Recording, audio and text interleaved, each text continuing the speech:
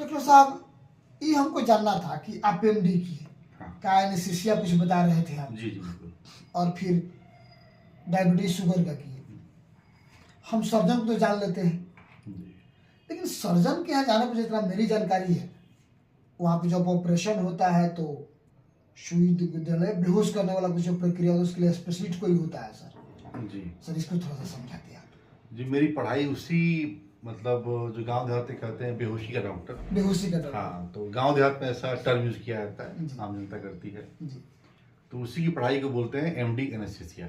MD anaesthesia. हाँ, मतलब MD हो गया डॉक्टर ऑफ मेडिसिन। जी। अब कोई जनरल मेडिसिन में करता है, कोई एनेस्थीसिया में करता है, जी। अन्य कोई चमड़े के उसमें करता है, जी। कोई टीबी चेस्ट में करता है। जी। तो बहुत सारे विभागों में इसको कर सकते हैं। जी। मैंने जो किया है वो एमडी एनेस्थीसिया में किया है। जी। Anaesthesia critical care medicine. Anaesthesia जो विभाग है, जी। इसको हिंदी में बोलेगा तो निश्चेतना विभाग बोलते हैं। हिंदी में निश्चेतना विभाग मतलब कि जी। बेहोशी का विभाग। बेहोश करना। जी। हाँ, इस विभाग का काम सिर्फ बेहोश करना ही नहीं है, जी। इसका काम बहुत सारा है। ये पता चला लोगों को कोविड में, कोविड में। कोरोना के दौरान लोगों को समझ में आया जी। कि एनेस्थीसिया डॉक्टर जो होता है वो इमरजेंसी को टैकल करने का सबसे अच्छा विभाग है। आईसीयू संभालने का टेकल मतलब सर कवरेज कर। हाँ, हाँ, अपने उसको अंदर में ले। हाँ, अपने अंदर में नहीं, बल्कि टैकल मतलब हो गया कि इमरजेंसी कुछ आया जी। तो उस पे सबसे अच्छा काम एनेस्थीसिया वाला ही कर सकता है, सकता है। उसको संभाल सकता है। संभाल सकता है। तो इसीलिए क्रिटिकल केयर टीम जहाँ भी होती है वो सब एनेस्थेटिस्ट डॉक्टर संभालते हैं। जी। एक्चुअली वो ओपीडी नहीं करते थे पहले तो, या अभी भी हो तो नहीं करते हैं, तो लोगों को नाम पता चलता नहीं है। जी। लेकिन आपका मरीज देखिएगा, जब जाएंगे कहीं भी आप, तो आप किसी मरीज के अंदर एडमिट, डॉक्टर के अंदर एडमिट हुए, जी। सपोज आपके जैसे एक्सीडेंट हुआ, सर फट गया, जी। तो न्यूरो सर्जन के यहाँ एडमिट हो गया, जी। उसने कहाँ भेज दिया, आईसीयू में। जी। बोला कि आपका मरीज गंभीर हालत में है, आईसीयू में रख दिया मैंने। तो वो जो गंभीर हालत में है उसका इलाज कौन कर रहा है? सही बात है। वो तो ऑपरेशन कर दिया। जी। ऑपरेशन करने से पहले, जी। ऑपरेशन करने के बाद, जी। जो गंभीर हालत पहले थी और जो गंभीर हालत बाद में है, जी। उसका इलाज कौन कर रहा है? कभी कोई जानना चाहता ही नहीं है, हम लोगों भी- को पता ही नहीं है। बिल्कुल नहीं, बिल्कुल सर। उसका इलाज जी। पूरा वेंटिलेटर मैनेजमेंट, जी। जो मरीज आपका वेंटिलेटर पे है, आईसीयू में है, गंभीर हालत है, बेहोश है, उसको बीपी नहीं आ रहा, उस मरणासन कंडीशन में वो कौन लोग हैं जो इलाज करते हैं? वो MD anaesthesia critical care medicine, यही लोग करते हैं मेनली, और आम पब्लिक को पता ही नहीं है। तो मुझे लगता है, जैसे आपने कहा कि सर्जन के यहाँ जाता हूँ मैं, जी। तो मुझे नहीं पता कौन मुझे बेहोश करेगा जी। या मुझे शून्य की दवाई देगा। जी। तो शून्य की दवाई देना तो कोई दे सकता है, लेकिन शून्य की दवाई देने के बाद जो कॉम्प्लिकेशंस होते हैं उसको मैनेज करने के लिए जो डॉक्टर है वो एनेस्थेटिस्ट है। तो पेशेंट को ऐसा करना चाहिए कि सर्जन से पूछे कि भैया डॉक्टर साहब आपके यहाँ हम सर्जरी आप करेंगे, जी। लेकिन सर्जरी के दौरान हमारा ख्याल कौन रखेगा? कौन है जो कुछ गड़बड़ बचाएगा मुझे? सर, जानकारी होना चाहिए। हाँ, मतलब मेरा डॉक्टर कौन है? अच्छे लोग, पढ़े लिखे लोग एकदम पूछते हैं, जानते हैं। जी। लेकिन यहाँ थर्ड टायर सिटी, मतलब जैसे मोतिहारी को थर्ड टायर सिटी बोलेंगे, या इसके नीचे के जो कस्बे प्रखंड लेवल के जी, जगह, अनुमंडल, वहाँ पे एनेस्थेटिस्ट अवेलेबल भी नहीं है जी। और लोगों को जानकारी भी नहीं है। सर, मतलब अवेलेबल होना, लोगों को जानकारी नहीं है इस बारे में। बिल्कुल, अगर लोग ढूंढेंगे तो डॉक्टर मिलेंगे। जी। मोतिहारी में तो है, जी। अच्छे खासे लोग हैं, बट किसी को पता ही नहीं होगा कि एनेस्थेटिस्ट कौन आया, कौन दिया। बिल्कुल। एक तो डॉक्टर साहब लोग बताते नहीं है, मतलब जो लोग हैं, और उसमें ज्यादातर लोग जागरूक नहीं, लोगों को जानकारी नहीं है, पता ही नहीं। पता ही नहीं है कि हाँ जी। कोई सुई देने वाला अलग है, होश मिलाने वाला, बेहोश करने वाला, जो गांव का भाषा है, हाँ। ये लोग अलग है। एनेस्थीसिया आप कर रहे हैं सर, एमडी एनेस्थीसिया, ये तो हम समझ रहे कि एमडी किए, फिर एनेस्थीसिया के एनेस्थीसिया में आप लोग को बेहोश करते हैं, क्रिटिकल केयर से बचा शुरू हो गए। तो डॉक्टर साहब, अगर हम उसको देख लें, मान लीजिए गांव में आते हैं, सर्जन से पूछ लेते हैं, हम आईसीयू में चले जाते हैं, तो कोई सर्जन फिर आपको, मतलब आप इसके विभाग की जानकारी है, आपको कोई बुलाता है जी। तो जो ऑपरेशन का चार्ज, मान लीजिए हमसे 5,000 रुपये चार्ज का है, हो गया, डॉक्टर साहब बता देगा, होगा आपका 5,000 आएगा, तो आपको बुलाने के समय का 5,000 जाके आपका चार्ज जो होगा वो अलग से देना होता है?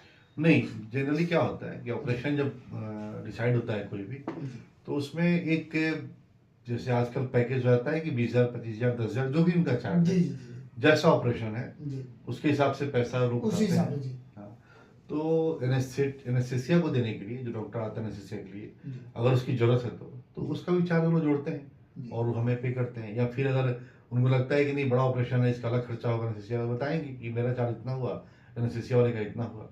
तो ये लोगों को जागरूक होना पड़ेगा। लोग जब क्वेश्चन पूछेंगे सर्जन से कि मैंने मेरा एनेस्थेसिया का कौन दिया, जी कौन देंगे, मुझे दर्द नहीं हो इसके लिए कौन डॉक्टर आएंगे, तो मुझे लगता है कई सेंटर ऐसे भी होंगे जहाँ पे बिना एनेस्थेसिया को बुलाए ऑपरेशन होता होगा और मरीजों की जान जो होता है है। होता है, आपको हम भी जानकारी 100% होगी। जी बिल्कुल तो वैसे जगहों पे मरीजों के जान के साथ खेला जा रहा है, जी बिल्कुल क्योंकि हो सकता है आपसे पैसा भी लिया जा रहा हो उसके नाम एकदम पे, और वो काम जो बेहोशी का है वो जो कोई जानकार नहीं है, कोई टेक्नीशियन है या 1 साल 2 साल डॉक्टर के साथ रह के काम सीख लिया, उसको सिर्फ वो चीज़ देना आता है, बस ये पता लगी कुछ कॉम्प्लिकेशन हुआ तो फिर उसको मैनेज करने के पास उसके पास कोई क्षमता क्षमता नहीं नहीं है, जानकारी नहीं और आपका पैसा भी गया और आपका जान भी भगवान भरोसे है।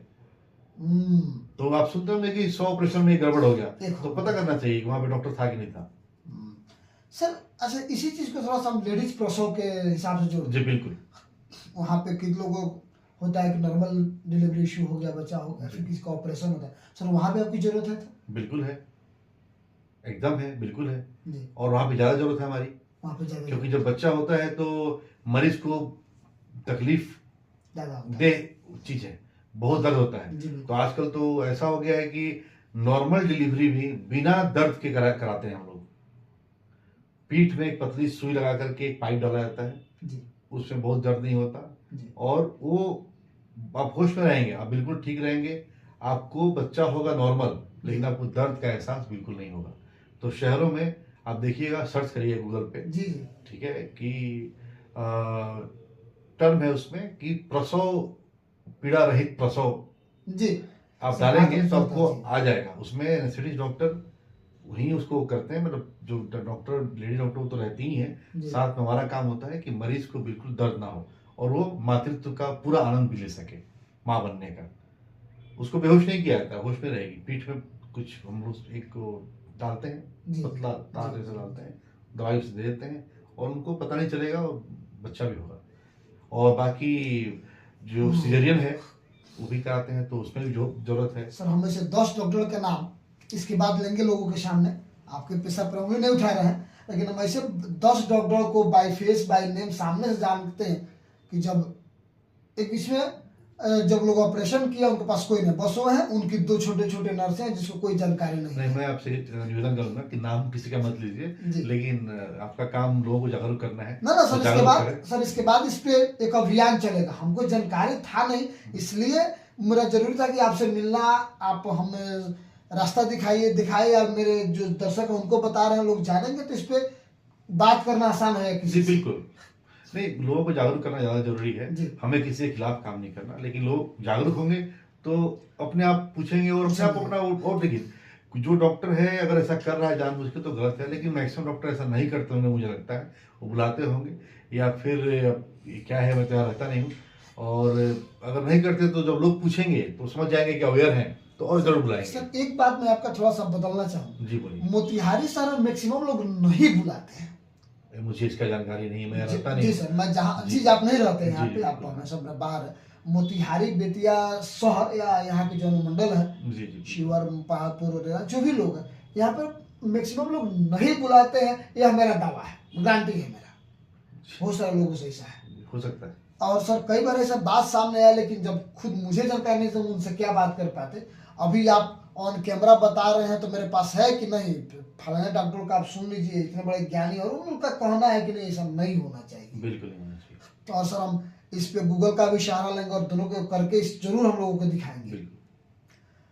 सर तो इस सेवा मोतिहारी और इलाज को कब मिलेगा, आपके गांव को, आपके जिला को कब मिलेगा जहां आपका बचपन जी, गुजरा? मेरी कोशिश है कि मैं सितंबर में जब ये मेरा BHU का फेलोशिप खत्म होगा, उसका मेरी कोशिश है कि मैं जरूर यहाँ पे सेवा दूँ और काम करूँ।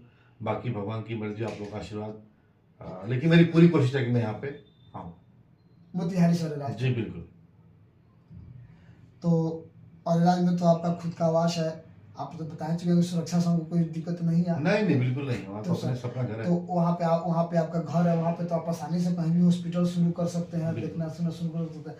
तो ऐसा विश्वास है लोगों को कि दिसंबर या मतलब आने वाले जी अक्टूबर बिल्कुल नवंबर या बिल्कुल, हाँ बिल्कुल। आने वाले न्यू ईयर में किसी कुछ अच्छे दिन में हम दिन देख करके उसको हम जरूर चाहेंगे शुरू करना। शुरू करेंगे, बिल्कुल, शुरू हाँ, करेंगे। बिल्कुल यह खुशखबरी है हमारे समाज के लिए बिल्कुल। कि इतना बड़ा ज्ञानी डॉक्टर साहब हम लोग के बीच में, इनकी कुछ पढ़ाई बाकी है, जैसे पढ़ाई पूरा होगा हम लोग के बीच में उपलब्ध होंगे, इनसे भी हम सेवाएं लेंगे।